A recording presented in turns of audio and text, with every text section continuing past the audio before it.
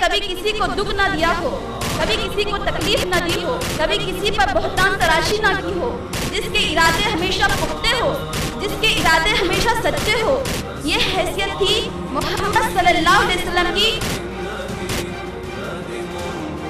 کائنات کے اندر کسی چیز کو اتنی اہمیت نہیں ہے جتنی کلمہ توحید کو ہے. کنتم خیر امۃ اخرجت للناس تأمرون بالمعروف وتنہون عن المنکر وتؤمنون باللہ. وما ارسلنا من قبلک من رسول الا یوحی الیہ انہ لا الہ الا انا فاعبدون.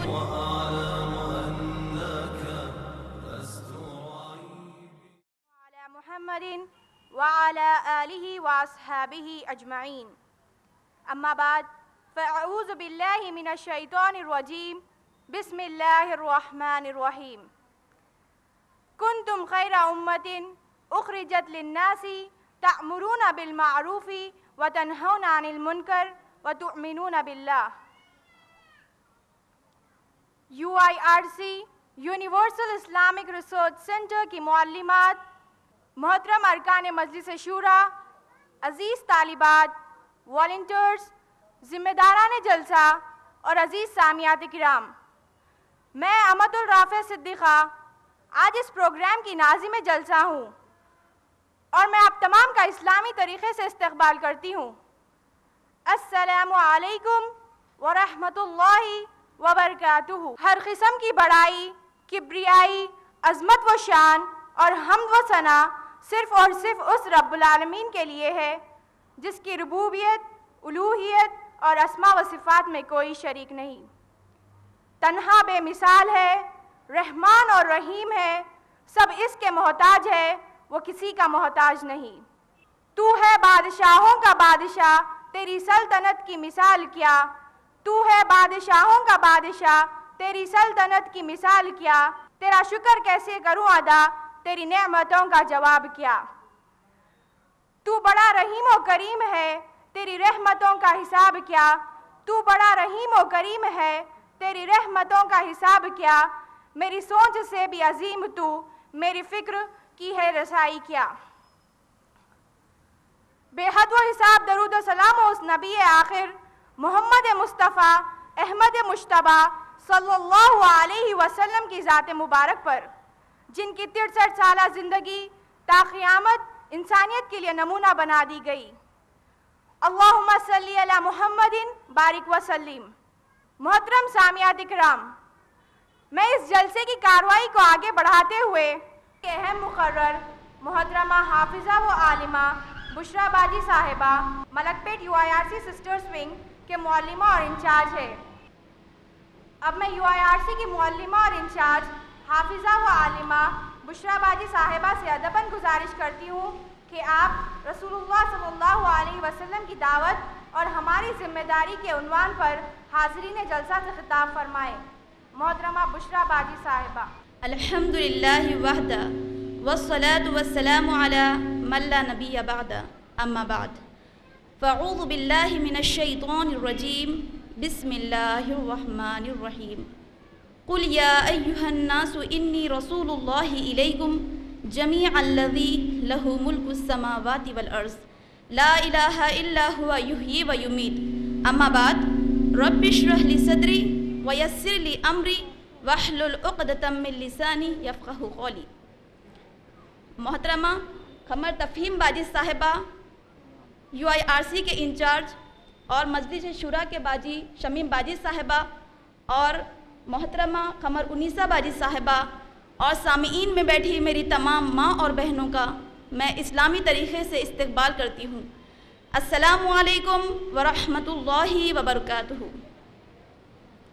اس کے معنی ہیں اللہ سبحانہ تعالیٰ کی رحمتیں اور برکتیں آپ تمام پر ہو. آج کی میری تقریر کا عنوان ہے رسول اللہ صلی اللہ علیہ وسلم کی دعوت اور ہماری ذمہ داری. آج میں اپنی تقریر کو 2 حصوں میں تقسیم کرنا چاہتی ہوں. سب سے پہلے حصے میں بیان کروں گی کہ رسول اللہ صلی اللہ علیہ وسلم کی دعوت کیا تھی. دوسرے حصے میں بیان کروں گی کہ رسول اللہ صلی اللہ علیہ وسلم کی دعوت میں ہماری کیا ذمہ داری ہے۔ تمام قسم کے تعریفات وحدہ لا شریک خالق کائنات مالک ارض و سما کے لیے ہے، اور لاکھوں کروڑوں درود و سلام و ہستی اقدس پر جس کا نام اسم گرامی محمد اکرم صلی اللہ علیہ وسلم ہے، وہ ذات مبارکہ مطہرہ کہ رب العزت نے جنہیں رحمت کائنات بنا کے بھیجا، جن کے ذریعے سے اہل کائنات کی ہدایت کا بندوبست فرمایا۔ میں نے رسول اللہ کی سیرت پر سوانے پر گفتگو کرتے ہوئے کئی بار کہی ہوں، امام کائنات رحمت للعالمین کے حوالے سے آپ کی سیرت پر گفتگو کرتے ہوئے آپ کے سوانے پر گفتگو کرنے کا ہمارا کوئی مقصد نظر نہیں آتا۔ اصل بات یہ ہے کہ اس نبی کریم صلی اللہ علیہ وسلم کو ان عظمتوں کا مالک کیوں کر بنایا گیا؟ اس لیے کہ جب نبی کریم صلی اللہ علیہ وسلم منصب نبوت اور رسالت پر سرفراز نہیں ہوئے تھے، جب تک آپ کی حیثیت دنیا میں ایک پاک باز انسان کی تھی، ایک ایسے انسان کی جو ایک خاص ڈھانچے میں ہوئی تھی، جس نے کبھی کسی کو دکھ نہ دیا ہو، کبھی کسی کو تکلیف نہ دی ہو، کبھی کسی پر بہتان تراشی نہ کی ہو، جس کے ارادے ہمیشہ پختہ ہو، جس کے ارادے ہمیشہ سچے ہو۔ یہ حیثیت تھی محمد صلی اللہ علیہ وسلم کی منصب نبوت اور رسالت پر سرفراز ہونے سے پہلے۔ جہاں تک آپ کی صورت کا تعلق ہے، غار حرا میں جبرائیل امین کی آمد سے پہلے آپ انتہائی خوبصورت تھے، لوگ آپ کے چہرے کی طرف دیکھنے کی لمحہ بھر جرأت نہیں کر سکتے تھے۔ آپ کی رفتار، آپ کی گفتار، آپ کے حسن و جمال کی باتیں یہ تمام اتنی ہی خوبصورت تھی جتنی منصب و نبوت پر سرفراز ہونے سے پہلے تھی۔ اور اس کے بعد رسول اللہ صلی اللہ علیہ وسلم کو ایک ایسی چیز عطا کی گئی جو پہلے آپ کے پاس موجود نہیں تھی۔ میرے ماں اور بہنوں، بہت حیرانی ہوتی ہے اس بات کی کہ ہم نبی کریم صلی اللہ علیہ وسلم کی سیرت کا تذکرہ کرتے ہوئے، نبی صلی اللہ علیہ وسلم کی یاد میں محفل جماتے ہوئے، رسول اللہ صلی اللہ علیہ وسلم کی یاد میں میلاد النبی صلی اللہ علیہ وسلم مناتے ہوئے ان باتوں کا ذکر نہیں کرتے جس نے آپ کو سید للمرسلین بنایا، جس کی وجہ سے آپ خاتم النبیین سید للمرسلین قرار پائے، جس کی وجہ سے آپ تاجدار کائنات قرار پائے، جس کی وجہ سے آپ یتیم مکہ خاتم النبیین سید للمرسلین قرار پائے، جس نے آپ کو ابن عبداللہ سے محمد رسول اللہ بنا دیا تھا۔ بہت حیرانی کی بات ہے، آج ہمارے پاس ان تمام تذکروں کا ذکر ہے، آپ کی صورت، آپ کے حسن و جمال کی باتیں، لیکن کبھی آپ نے غور کیا وہ کون سی چیز تھی جس نے ابن عبداللہ کو رسول اللہ بنا دیا تھا؟ وہ فرمان تھا آسمان سے عطا کیا ہوا، جس کا اعلان نبی کریم صلی اللہ علیہ وسلم نے کوہ صفا پر کھڑے ہو کر اپنے رشتہ داروں کو جمع کر سب کو بیک زبان کہا، قولو لا الہ الا اللہ، لوگوں ایک اللہ کے پرستار بن جاؤ، لوگوں غیر اللہ کے سامنے سر جھکانے سے باز آ جاؤ۔ یہ اعلان تھا جس کی وجہ سے یتیم مکہ خاتم النبیین سید للمرسلین قرار پائے، جس کی وجہ سے ابن عبداللہ محمد رسول اللہ صلی اللہ علیہ وسلم بنا دیے گئے۔ یہ توحید کی دعوت تھی رسول اللہ صلی اللہ علیہ وسلم کی دعوت میں۔ اللہ کی توحید کا تذکرہ یہ رسول اللہ ہونے کی علامت ہے، یہ بات ہے ہمارے نبی کریم صلی اللہ علیہ وسلم کی نبوت میں۔ لیکن میری بہنوں، یہ بات بڑی دشوار اور گرا گزرتی ہے ان لوگوں پر جن کی زندگیاں شرک کے سانچوں میں ڈھلی ہوئی ہے، جن کے رگ رویے میں غیر اللہ کی عبادت رچی ہوئی ہے۔ اس لیے اس کا تذکرہ کرنا آج ہمارے لیے مشکل نظر آ رہا ہے۔ میری بہنوں، آپ تعجب کریں گے، پہلے سارے تذکرے سے کفار مکہ کو بھی کوئی اعتراض نہیں تھا، ان کو بھی کوئی جھگڑا نہیں تھا، کوئی اختلاف نہیں تھا، کوئی تکلیف نہیں تھی۔ جھگڑا پیدا ہوا تو صرف لا الہ الا اللہ کہنے پر ہوا۔ وہ لوگ نبی کریم صلی اللہ علیہ وسلم کو صادق الوعد کہتے تھے، ان لوگوں نے نبی صلی اللہ علیہ وسلم کو امین کا لقب دے رکھا تھا۔ وہ کہتے تھے ہم نے شرم و حیا کا پیکر نبی صلی اللہ علیہ وسلم سے بڑھ کر نہیں دیکھا، ہم نے 40 سال کی طویل مدت میں کبھی آمنہ کے بیٹے کو جھوٹ بولتے نہیں دیکھا، ہم نے مکہ کی سرزمین نے عبداللہ سے بیٹے سے زیادہ خوبصورت انسان کا چہرہ نہیں دیکھا۔ یہ باتیں کن کی تھی؟ ان کی تھی جنہوں نے نبی کریم صلی اللہ علیہ وسلم پر پتھر پھینکے، جنہوں نے نبی کریم صلی اللہ علیہ وسلم کو لہو لہان کیا، جنہوں نے نبی صلی اللہ علیہ وسلم کے داد مبارک کو شہید کیا، جنہوں نے نبی صلی اللہ علیہ وسلم کے راستے میں کانٹے بچھایا۔ یہ ان کی باتیں تھی۔ لیکن میرے ماں اور بہنوں، آج ہم انہی ذکر کو بڑی سعادت کی بات سمجھتے ہیں، بڑی برکت کی بات سمجھتے ہیں، جن تذکرے سے کفار مکہ کو بھی کبھی کوئی اعتراض نہیں تھا۔ ان کا ایک مرتبہ دارالندوہ میں جلسہ ہوا، نبی کے مخالفین جمع ہوئے، کہنے لگے کہ دیکھو نبی صلی اللہ علیہ وسلم میں کوئی ایسی چیز تلاش کرو جس سے نبی صلی اللہ علیہ وسلم کو بدنام کیا جا سکے۔ بڑے غور و فکر کے بعد سب نے بیک زبان ہو کر کہا ہم نبی صلی اللہ علیہ وسلم کے بارے میں کیا تلاش کریں، جب سے ہم نے نبی صلی اللہ علیہ وسلم کو دیکھا ان کے دامن پر کچھ داغ نظر آتا ہی نہیں ہے۔ یہ بات کن کی تھی؟ ان کی تھی جنہوں نے نبی صلی اللہ علیہ وسلم پر پتھر پھینکے، جنہوں نے نبی صلی اللہ علیہ وسلم کے راستے میں کانٹے بچھائے۔ آج ہم انہی ذکر کو بڑی سعادت کی بات سمجھتے ہیں۔ ایک مرتبہ نبی کریم صلی اللہ علیہ وسلم نے اعلان نبوت سے پہلے ایک ایک سے مخاطب ہو کر کہا تھا ماذا تقولون فی، میرے بارے میں تمہاری کیا رائے ہے؟ سب نے بیک زبان ہو کر کہا ما جربنا علیک الا صدقہ، تمہارے بارے میں کیا کہیں، جب سے ہمیں تمہیں دیکھا ہے کبھی جھوٹ بولتے دیکھا ہی نہیں۔ یہ باتیں ان کی تھی۔ آج ہم زور انہی باتوں کے ذکر پر لگاتے ہیں جو کفار کے درمیان بھی مسلمہ تھی، جو کفار کے درمیان مسلمہ تھی۔ ان کو نبی کریم صلی اللہ علیہ وسلم کی خوبصورتی سے کوئی اعتراض نہیں تھا، ان کو کوئی تکلیف نہیں تھی، کوئی جھگڑا نہیں تھا۔ جھگڑا پیدا ہوا تو صرف لا الہ الا اللہ کہنے پر ہوا۔ وہ عربی تھے، اللہ کا معنی و مفہوم سمجھتے تھے۔ جب رسول صلی اللہ علیہ وسلم کو توحید کی بات سنی تو وہی تعریفیں دینے والے گالیاں دینے لگے۔ آپ کا چچا آپ کے باپ کا سگا بھائی تھا، سب سے پہلے بولا تبالک یا محمد لہذا جماعتنا معاذ اللہ، نعوذ باللہ رسول صلی اللہ علیہ وسلم تیرے ہاتھ ٹوٹ جائے تم مر جائے، کیا تو ہمیں اسی بات کے لیے یہاں پر بلایا تھا؟ سیرت کے ان پہلوؤں سے کوئی اعتراض نہیں ہے، کوئی جھگڑا نہیں ہے، کوئی اختلاف نہیں ہے۔ جھگڑا پیدا ہوا تو صرف لا الہ الا اللہ کہنے پر ہوا۔ وہ عربی تھے، اللہ کا معنی و مفہوم سمجھتے تھے، اسی لیے وہ سمجھ گئے اگر ہم لا الہ الا اللہ قبول کریں تو ماننا پڑے گا اللہ اس کو کہتے ہیں جو نفع و حاجات کا مالک ہوتا ہے، جس کے ہاتھ میں قاضی الحاجات ہوتا ہے، جو حل المشکلات ہوتا ہے، جس کے ہاتھ میں رزق لینا دینا ہوتا ہے۔ میرے ماں اور بہنوں، آج ہم انہی تذکرے کو بڑی سعادت کی بات سمجھ رہے ہیں۔ میرے بہنوں یاد رکھو، کائنات کے اندر کسی چیز کو اتنی اہمیت نہیں ہے جتنی کلمہ توحید کو ہے۔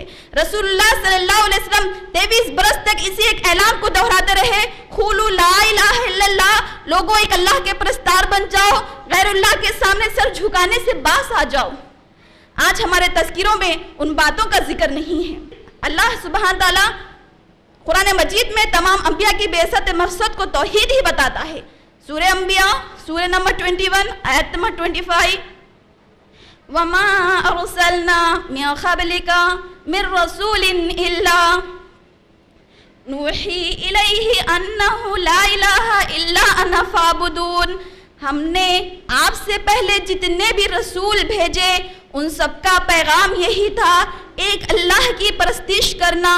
پھر اللہ سبحانہ تعالیٰ نوح علیہ السلام کی بعثت مقصد کو بیان کرتا ہے، سورہ نمبر 7 آیت نمبر 59 لَقَدْ أَرْسَلْنَا نُوحًا إِلَىٰ قَوْمِهِ فَقَالَ يَا قَوْمِ اعْبُدُوا اللَّهَ مَا لَكُم مِّنْ إِلَٰهٍ غَيْرُهُ، ہم نے نوح علیہ السلام کو ان کی قوم کی طرف بھیجا، ان کا پیغام بھی یہی تھا، ایک اللہ کے علاوہ کسی کی پرستش نہ کرنا۔ پھر اللہ سبحانہ تعالیٰ ہود علیہ السلام کی بعثت مقصد کو بیان کرتا ہے، توحید کی اہمیت کو پھر ایک بار واضح کرتا ہے۔ سورہ ہود سورہ نمبر 11 آیت نمبر 50 وَإِلَىٰ عَادٍ أَخَاهُمْ هُودًا قَالَ يَا قَوْمِ اعْبُدُوا اللَّهَ مَا لَكُم مِّنْ إِلَٰهٍ غَيْرُهُ، ہم نے قوم عاد کی طرف ان کے بھائی ہود علیہ السلام کو بھیجا، ان کا پیغام بھی یہی تھا، اللہ کے علاوہ کسی کی پرستش نہ کرنا۔ پھر اس کے بعد اللہ سبحانہ تعالیٰ صالح علیہ السلام کی بعثت مقصد کو بیان کرتا ہے، توحید کی اہمیت کو پھر ایک بار واضح کرتا ہے، سورہ نمبر 11 آیت نمبر 61 وَإِلَىٰ ثَمُودَ أَخَاهُمْ صَالِحًا قَالَ يَا قَوْمِ اعْبُدُوا اللَّهَ مَا لَكُم مِّنْ إِلَٰهٍ غَيْرُهُ، ہم نے قوم سمود کی طرف ان کے بھائی صالح علیہ السلام کو بھیجا، ان کا مقصد بھی یہی تھا، ایک اللہ کے علاوہ کسی کی پرستش نہ کرنا۔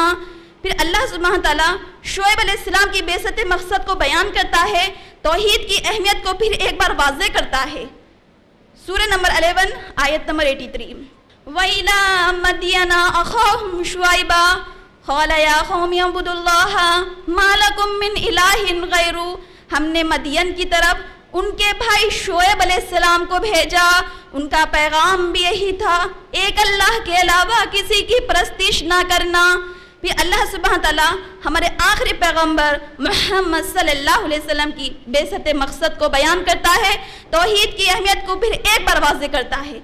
سورہ اعراف سورہ نمبر 7 آیت نمبر 159، قُلْ يَا أَيُّهَا النَّاسُ إِنِّي رَسُولُ اللَّهِ إِلَيْكُمْ جَمِيعًا الَّذِي لَهُ مُلْكُ السَّمَاوَاتِ وَالْأَرْضِ لوگو میرا پیغام بھی یہی ہے، ایک اللہ کے علاوہ کوئی بھی ذات پرستش کے لائق نہیں ہے، اگر کوئی لائق ہے تو وہ صرف اللہ ہی کی ذات ہے جس نے ابراہیم خلیل اللہ کی زبان سے لوگوں کو درس دیا۔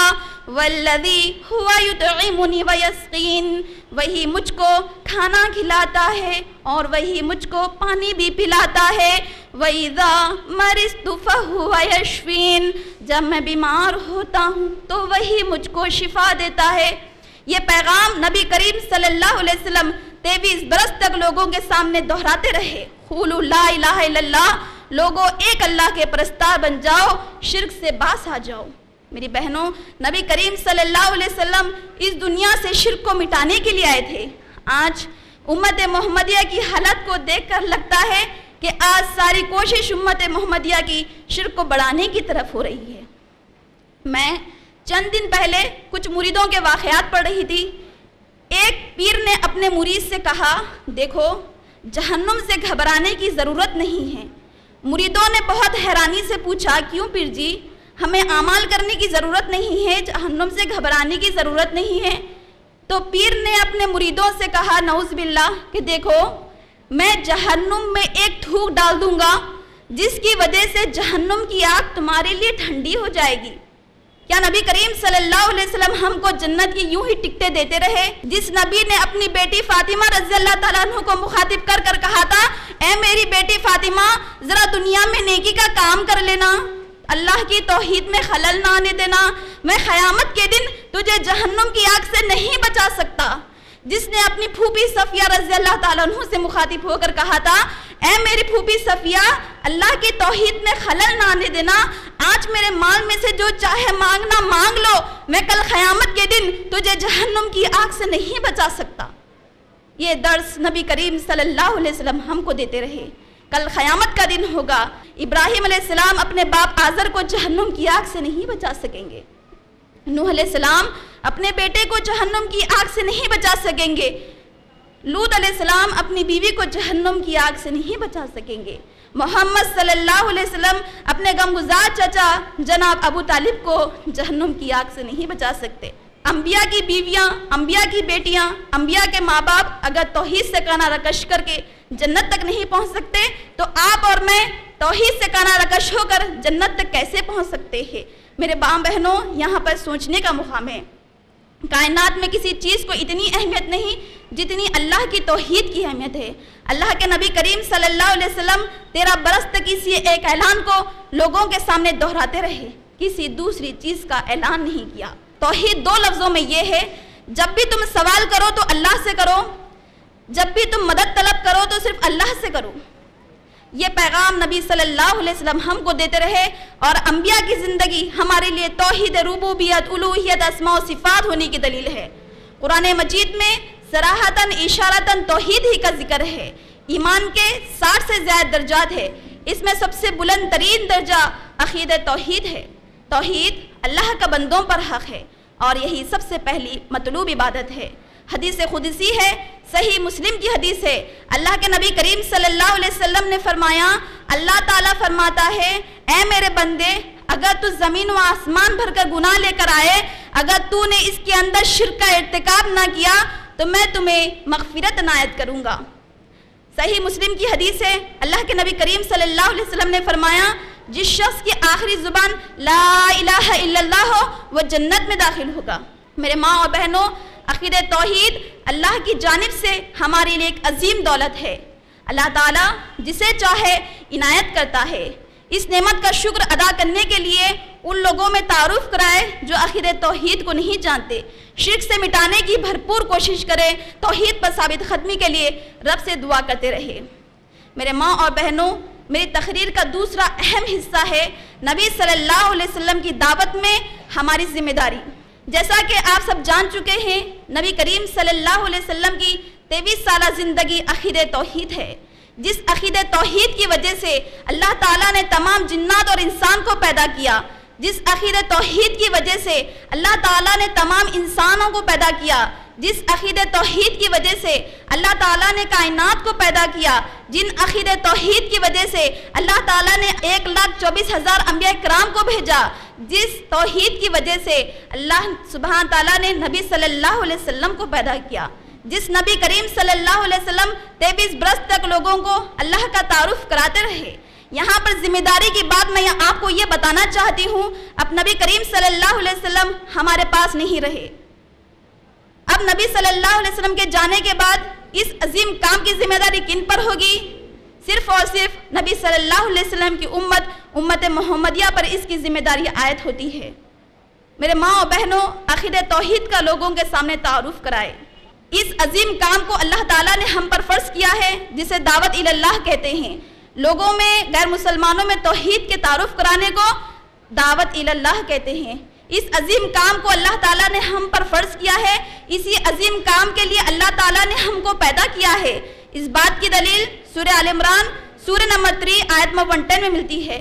کنتم خیر امۃ اخرجت للناس تأمرون بالمعروف وتنہون عن المنکر وتؤمنون باللہ۔ تم بہترین امت ہو جو لوگوں کے لیے نکالی گئی ہو، بھلائی کا حکم دیتے ہو اور برائی سے روکتے ہو۔ لیکن ہم اس عظیم کام سے 1 صدی نہیں، 2 صدی نہیں، کئی صدی سے غافل ہو چکے ہیں۔ جس عظیم کام کے لیے اللہ تعالیٰ نے ہم کو پیدا کیا ہے، انڈیا میں 1000 سال اللہ تعالیٰ نے مسلمانوں کو حکومت کرنے کا موقع دیا۔ اس میں کوئی بھی مسلمان جو ایک عرصے تک ہمارے پاس اسلامی حکومت دی، اس میں کوئی بھی مسلمان کسی غیر مسلمان کو اسلام کی دعوت نہیں دیا۔ اگر اس میں مسلمان غیر مسلمانوں میں اسلام دعوت اللہ کا کام کری ہوتی، اللہ کے بندوں کو اللہ سے جڑائی ہوتی، تو آج سوچئے ہندوستان کا نقشہ کچھ اور ہی ہوتا۔ ہندوستان میں میجورٹی سب سے زیادہ کس کی ہوتی؟ مسلمانوں کی ہوتی۔ لیکن ان لوگ بھی دعوت اللہ کے عظیم مقصد کو نہیں پہچانے، اپنی ذمہ داری کو نہیں پہچانے۔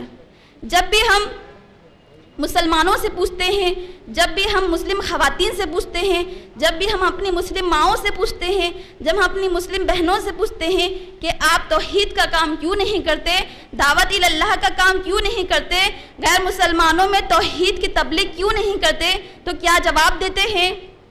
ہمیں علم کی کمی ہے۔ جس روز ہم عالمہ بن جائیں گے، جس روز ہم ڈپلومہ ان اسلامک اسٹڈیز کی سرٹیفکیٹ حاصل کر لیں گے، جس روز ہم دعوت سبجیکٹ حاصل کر لیں گے، جس وقت ہم مکمل ٹرین ہو جائیں گے، جس وقت ہم مقرر بن جائیں گے، اس وقت دعوت اللہ کا کام کریں گے۔ میرے ماں اور بہنوں، صحیح بخاری میں اللہ کے نبی کریم صلی اللہ علیہ وسلم فرماتے ہیں، اس اوقات کے انتظار میں اپنی اوقات کو مت گوائیے، اس لیے کہ اللہ کے نبی کریم صلی اللہ علیہ وسلم نے فرمایا دائی کی کیا کوالیفیکیشن ہونی چاہیے؟ بلغوا انی ولو آیا۔ اگر آپ کو ایک بات بھی معلوم ہو تو پہنچا دیجئے۔ اگر آپ کو سورہ اخلاص معلوم ہے، سورہ عصر معلوم ہے، اسی کی روشنی میں غیر مسلمانوں میں توحید کا تعارف کرائیے، آپ کا دعوتی کام انجام ہو جائے گا۔ میرے ماں بہنوں، جب رسول اللہ صلی اللہ علیہ وسلم کو دعوت کا بار عظیم سپرد کیا گیا، تو نہ صرف آپ صلی اللہ علیہ وسلم نے اس کو نبھایا، بلکہ اس کا حق ادا کر دیا اور ایک عظیم دائی آپ قرار پائے۔ آپ صلی اللہ علیہ وسلم سے بڑھ کر اس میدان میں کوئی کام نہیں کیے۔ رسول اللہ صلی اللہ علیہ وسلم اعلیٰ درجے کے دائی بنے۔ آپ صلی اللہ علیہ وسلم ایک کامیاب مبلغ بنے۔ آپ صلی اللہ علیہ وسلم ایک کامیاب مبلغ کیسے بنے؟ کیا آپ یوں ہی کامیاب مبلغ بن گئے؟ توحید اللہ، دعوت اللہ کی اہمیت کو واضح کرتی ہے۔ سورہ آل عمران سورہ نمبر 3 آیت نمبر 110، سورہ آل عمران سورہ نمبر 3 آیت نمبر 104، سورہ آل عمران سورہ نمبر 3 آیت نمبر 19، سورہ آل عمران سورہ نمبر 3 آیت نمبر 85، سورہ توبہ سورہ نمبر 9 آیت نمبر 25، سورہ طٰہٰ سورہ نمبر 20 آیت نمبر 25 to 28، سورہ محمد سورہ نمبر 47 آیت نمبر 28، سورہ فتح سورہ نمبر 48 آیت نمبر 38، اس طرح بے شمار آیتیں دعوت اللہ کی اہمیت کو واضح کرتی ہے۔ جیسا کہ آپ سب جانتے ہیں قرآن مجید میں 6000 سے زیادہ آیتیں ہیں۔ 525 آیتوں میں اللہ تعالیٰ نے شریعت کو مکمل کر دیا ہے۔ 5000 سے زیادہ آیتوں میں اللہ تعالیٰ نے توحید کی اہمیت کو واضح کیا ہے، دعوت اللہ کی اہمیت کو واضح کیا ہے۔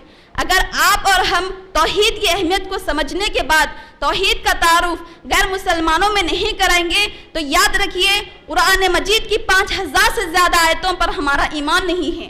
اگر آپ اور ہمارے ذریعے سے ایک شخص بھی اسلام قبول کرے تو سوچئے کتنا بڑا انعام ہے۔ اس کے بارے میں صحیح بخاری میں حدیث ہے، کتاب فضائل اصحاب النبی صلی اللہ علیہ وسلم، حدیث نمبر 700 میں حضرت علی رضی اللہ تعالیٰ عنہ سے روایت ہے، رسول اللہ صلی اللہ علیہ وسلم نے فرمایا، اے علی، اگر آپ کے ذریعے سے ایک شخص بھی اسلام قبول کرے تو سارے جہانوں سے بہتر ہے۔ اے علی، اگر آپ کے ذریعے سے ایک شخص بھی اسلام قبول کرے تو 100 سرخ اونٹوں سے بہتر ہے۔ اتنا بڑا انعام اللہ تعالیٰ نے ہم مسلمانوں کے لیے رکھا ہے۔ آسمان کے نیچے، زمین کے اوپر آدمی کے لیے اس سے بڑی خوش نصیبی کی بات کوئی اور نہیں ہے، وہ ایسے کام کے لیے سرگرم ہو جائے جو خود خدا کا کام ہے، جو خداوند ذوالجلال کی نیابت ہے۔ میری پیاری ماں بہنوں، دعوت اللہ کا کام ایسا ہے، اس سے بڑا اعزاز کام ممکن ہی نہیں۔ میرے ماں اور بہنوں، خدا قادر مطلق ہے، وہ ہر معلوم نامعلوم کام کو کرنے کی مکمل قدرت رکھتا ہے۔ وہ چاہے تو پتھروں کو گویا کر دے، وہ چاہے تو درخت کی ہر پتی کو زبان دے دے جس سے وہ خدا کے پیغامات کا اعلان کرنے لگے۔ مگر میری پیاری ماں بہنوں، یہ خدا کا طریقہ نہیں ہے۔ خدا یہ چاہتا ہے بندے ہی بندوں کے درمیان رہ کر اس کام کو انجام دے تاکہ التباس کا پردہ قائم رہے، امتحان کی مصلیت مجروح نہ ہونے پائے۔ میرے ماں اور بہنوں، غیر مسلمانوں کی مثال ایک مچھلی جیسی ہے۔ اگر مچھلی کو پانی سے نکال کر صحرا میں ڈال دیا جائے تو وہ مچھلی صحرا میں مسلسل تڑپ رہی ہوگی۔ اس کے ساتھ بہترین ہمدردی یہ ہوگی کہ اس کو دوبارہ پانی میں ڈال دیا جائے۔ اسی طرح ایک غیر مسلم لڑکی جنت کی مخلوق ہے، اس کے اندر نامعلوم ایڈیل کو پانے کا جذبہ بے پناہ حد تک پایا جاتا ہے۔ وہ بار بار دنیاوی رونق والی کسی چیز کی طرف لپکتی ہے۔ میں جس ایڈیل کی تلاش میں تھی شاید یہ یہی ہے، مگر ہر بار اسے ناکامی ہو جاتی ہے، یہاں تک کہ وہ مر جاتی ہے بغیر اس کے کہ اس نے اپنے ایڈیل کو پایا ہو۔ یہی وہ مقام ہے جہاں ہم کو اپنا دعوتی کام انجام دینا ہے، دائی کو بتانا ہے آپ جس ایڈیل کی تلاش میں تھی بہن وہ خدا ہے، وہ صرف خدا ہے جس کو پا کر آپ مطمئن ہو جائیں گے، وہ صرف جنت ہے جس کو پا کر آپ اس اطمینان سے دوچار ہو جائیں گے کہ آپ جس ایڈیل کی تلاش میں تھے وہ آپ کو حاصل ہو گئی ہے۔ آخر میں دو اہم نقطے کی طرف بتا کر میں اپنی بات کو تکمیل کرتی ہوں۔ میں نے اپنے تقریر میں سب سے پہلے بتایا کہ نبی صلی اللہ علیہ وسلم کی 23 سالہ زندگی کی محنت صرف اور صرف عقیدہ توحید تھی۔ اس عقیدہ توحید کے ساتھ میں نے دوسرے حصے میں بتایا ہے نبی صلی اللہ علیہ وسلم کی دعوت میں ہماری ذمہ داری دعوت اللہ ہے، یعنی غیر مسلمانوں کو توحید تعارف کرانا۔ آپ تمام سے اپیل کرتی ہوں دعوت اللہ کے عظیم کام کی ذمہ داری کو سمجھنے کے بعد آج ہی پر اس پر عمل کرنا شروع کر دیجئے۔ میری بہنوں، آج کا کام کل پر مت ڈالیے کیونکہ کل آیا ہے نہ آئے گا۔ ثابت ہوا میری بہنوں، عمل سے زندگی بنتی ہے، جنت بھی جہنم بھی۔ میں تمام ڈپلومہ ان اسلامک اسٹڈیز کے طالبات کو نصیحت کرتی ہوں کہ جو کچھ بھی آپ یہاں پر اخلاص کے ساتھ علم دین حاصل کرنے کے لیے آئی ہے، اللہ تعالیٰ آپ لوگوں کی محنت کو قبول کرے۔ اور میں آپ سے گزارش کرتی ہوں یہاں پر جو کچھ بھی علم دین سکھایا گیا ہے اس سے اپنے آپ کو مستفید کرے، اپنے گھر والوں کو مستفید کرے، غیروں میں توحید کا تعارف کرائے۔ غیر مسلمانوں میں توحید کا کام کرنے کے لیے UIRC مینجمنٹ سے سپورٹ لیجئے۔ آخر میں تمام حاضرین جلسہ کے حق میں دعا کرتی ہوں اللہ تعالیٰ آپ سب کے آنے اور جانے کو قبول کرے، قرآن و سنت سے ہم کو مستفید ہونے کی توفیق عطا فرمائے اور ہم سب کو بخش دے۔ تمام ڈپلومہ ان اسلامک اسٹڈیز کے طالبہ کو میں اظہار تشکر پیش کرتی ہوں جنہوں نے علم دین حاصل کرنے میں ہم کو بہت زیادہ سپورٹ کیا۔ اس کے بعد میں محترمہ قمر باجی صاحبہ سے بہت زیادہ ممنون و مشکور ہوں، آپ کا اظہار تشکر پیش کرتی ہوں جنہوں نے ڈپلومہ اسلامک اسٹڈیز کو کامیاب بنانے میں ہمارا بھرپور تعاون کیا۔ طالبات کو بہت زیادہ مستفید ہونے کا موقع عنایت فرمایا۔ میں U I R C management کے حق میں دعا کرتی ہوں جن کی محنتوں کی وجہ سے U I R C sisters wing کا ڈپلومہ ان اسلامک اسٹڈیز کا دوسرا اہم بیچ تکمیل ہو چکا ہے۔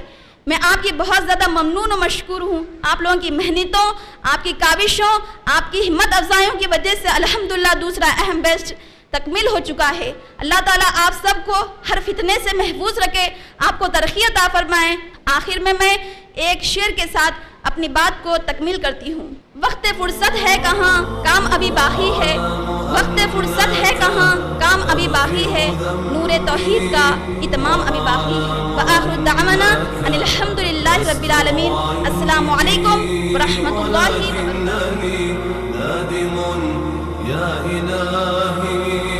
أكاد أنوء بحسرات قلبي